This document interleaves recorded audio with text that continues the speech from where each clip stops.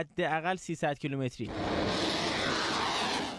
O finitigi bambani bara nin bena Amerik sorasiw ka jɛkuluba dɔ kan Gulf kɔgɔji gɛlɛnw na min nafa ka bon diɲɛ taji n'o ye pétrole o jago la wa o y'a to Teheran ye Amerik jalaki ko a bɛ ka marabolo basigibaliyaw lawuli. Amerik sorasiw ko Iran ye kurunba 20 ɲɔgɔnna minɛ walima k'a ɲini k'u ka fanga ta diɲɛ jamanaw ka sirifin la o mara kɔnɔ san 2 tɛmɛnenw kɔnɔ. Amerik kurunbolilaw ni kɔgɔjila sorasi donna kɔgɔji bilen kɔnɔ karidon na u tɛmɛnen ko kɔgɔji siratigɛ n'o ye Suez Canal fɛ o kɛra baara dɔ ye min tun laseli kɛra ka kɔn Amerik jila lakanabagaw n'o ye US Navy ka kurunduruna ɲɛmɔgɔya y'o fɔ a ka kunnafoni sɛbɛn dɔ kɔnɔ. U sera kɛlɛ kurunba US Bataan ni US Carter Hall kɔnɔ ka ni kɔgɔjidala sɛgɛsɛgɛliw ni seko caman ye. Kurunba durunan na n'o ye 5e Flotte Barham jamana ka sorasi kumasen ni y'a fara kan. O bilali nin bɛɛ fara cɛsiriw kan walasa ka baaraw bali minnu bɛ basigibaliya bali ani ka marabolow ka gɛlɛyaw nɔgɔya minnu bɛ sɔrɔ Iran ka